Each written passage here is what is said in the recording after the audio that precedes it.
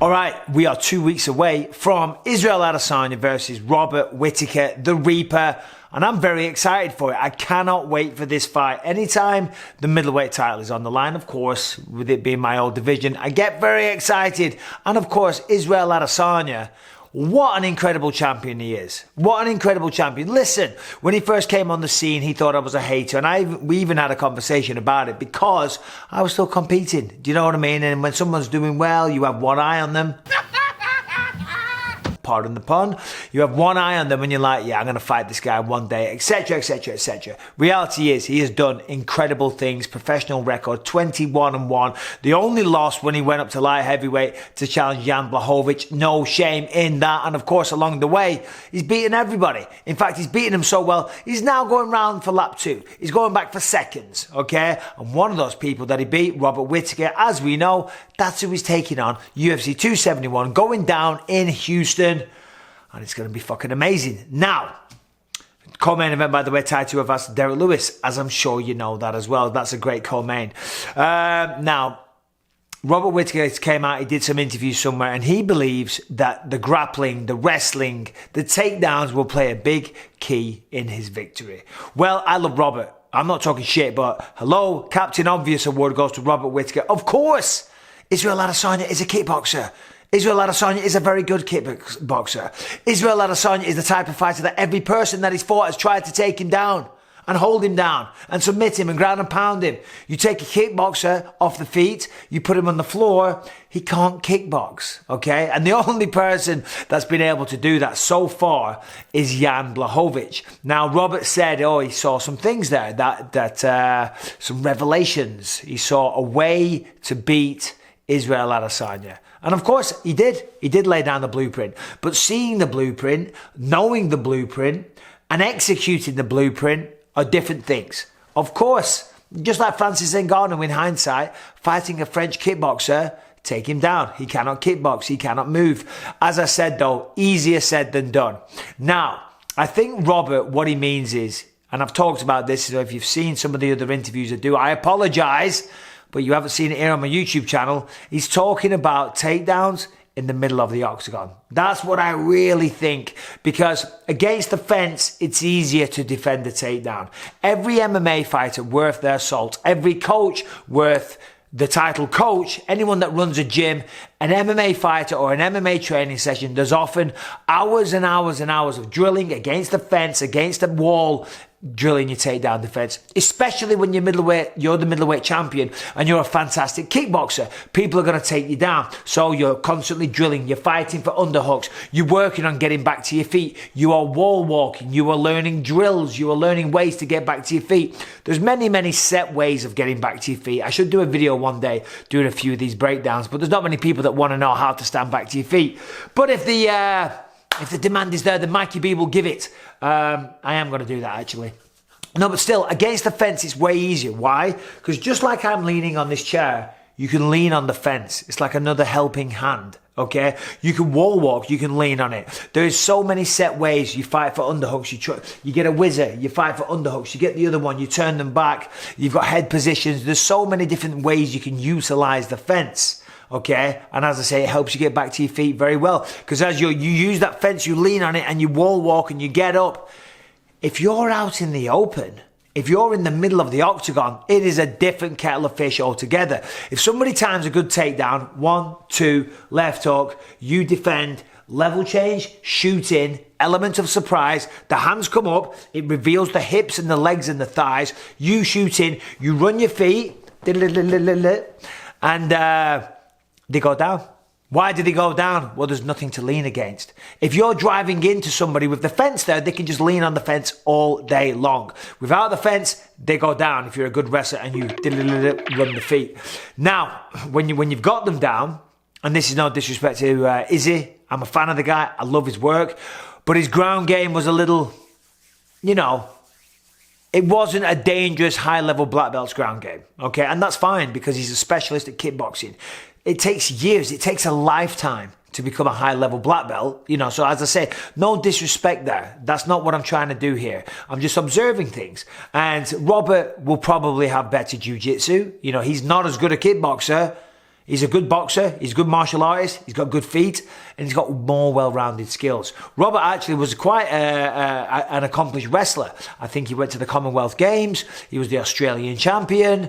So yeah, he's won some gold medals in actual wrestling tournaments, so he'll be the better wrestler for sure. But this is a mixed martial arts fight. But if he takes him down in the open, number one, is easier to put down. And then, when Israel's trying to get back to his feet, right, let's just say you push on the head, you make a bit of separation, you post on one hand, you start getting back up. The person on top just has to drive forward, and guess what? You go back down. Just like if the back of this chair wasn't here for me to lean on, I'd fall over, right? So you hit the canvas one more time. Now, Israel said this week, he said, listen, if Robert thinks that I'm the same guy, he's out of his mind. He said if he doesn't think that I'm stronger, he's in for a rude awakening. Now, of course, Israel knows Robert is a tough fight. The first one wasn't tough, though. First fight was easy. First fight, Israel went out there and embarrassed him. He really did. He beat him to the punch. He knocked him out in the first round. Essentially, he was saved by the bell. And then he quickly finished him off in the second round. Now, while Israel was perfect and he was on point and the striking was accurate, it was powerful. It was a display of dominance in a middleweight title fight. It was incredible. On the flip side, though, Robert was very lacking. And I think Robert would admit that his approach, his strategy, left a lot to be desired. It really did. It was not an impressive night for him. All right, real quick, IP Vanish. It protects you online. It protects your passwords. It protects your bank account. It protects you from hackers and gives you full, unrestricted access to everything on the web. Listen, all your personal details are on your computer. Do you want to get hacked? Do you want your personal information taken?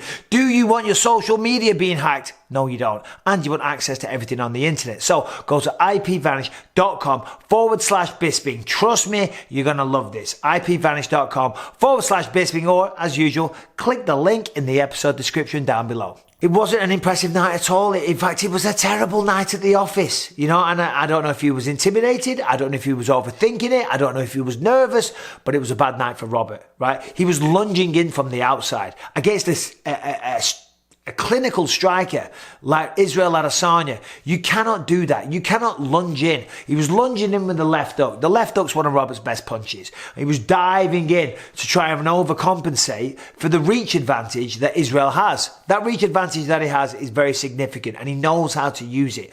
Israel uses his height and his reach and his speed, uses it all fantastically well. That's why he's the dominant champion, okay?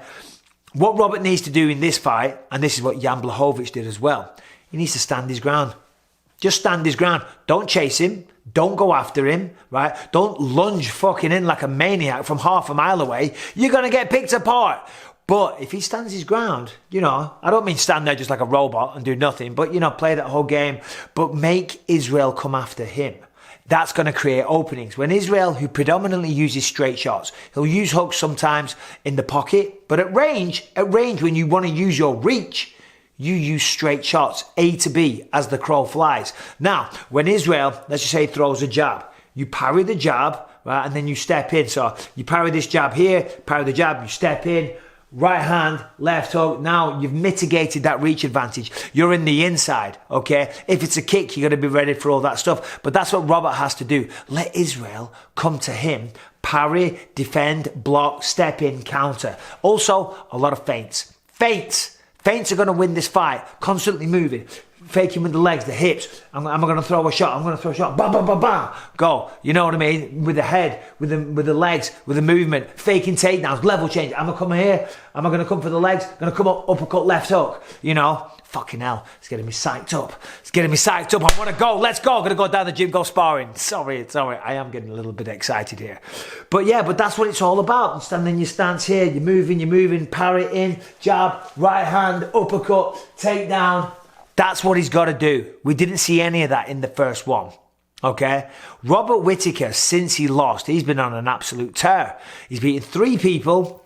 Darren Till, Jared Cannonier, and the last one against Kelvin Gastelum. Against Kelvin Gastelum, what a performance. That was unbelievable. It really was. And I called that fight at the Apex, and I remember being in awe. And by the way, I've been in awe of Israel Adesanya many, many times. You know, if you don't admire what Izzy brings to the table, then you're a fool. You don't know what you're watching. He is brilliance personified. He really is when he's on the feet. It's fucking beautiful to watch. On the ground, not so much, but that's okay. We all have strengths. We all have weaknesses. Robert is more well-rounded. That was one of the best performances that I'd seen of him against Kelvin Gastelum. It was a very well-rounded display, high output, good wrestling mixed in here and there, beautiful footwork, heavy offense, heavy offense, and he was just too much. He just beat Gastelum from pillar to post, he really did. So there it is. There's my breakdown for that fight. Israel Adesanya, though, I mean, let's just take a minute to just, you know, celebrate Israel Adesanya. What a fucking champion this man is. I love watching him fight. This is going to be sensational. Now, Israel's talking, you know, that he's cleaned up the division. He said he puts pressure on himself to always go out there and have a great performance. He said he put pressure on himself to even outdo the performance that he had against Marvin Vettori. But I'm intrigued by this fight. Of course, Israel will be the champion. Certainly after the way he destroyed him the first one. Israel's always going to be the champion for the most part. Sorry, the champion, the favourite, pardon me. That's what I meant. Are you intoxicated? Yeah. Israel's going to be the favourite. But I'm really intrigued to see the odds. I don't know if they've released any yet. Maybe it's too early or I just haven't looked. But I think it's going to be pretty close. I think it's going to be pretty close. And Robert's going to be fired up. Okay, Robert knows this is his last chance. You know, he wants to be the champion. He wants to get that belt back. He wants that championship lifestyle. He wants to represent Australia. It's a beautiful feeling, representing your country, being the only man to be a champion. Of course, they've got Volkanovski now as well, so eradicate that last part. But there we go, you know. Can't wait for it. 2 weeks on Saturday. It's going to be a belter. Cannot wait. Anyway, thank you very much for watching. Subscribe, ring the bell. Doing lots of videos, a lot of people missing the lives all the time. If you ring the bell, you will be notified. Anyway, enjoy, take care, talk to you soon.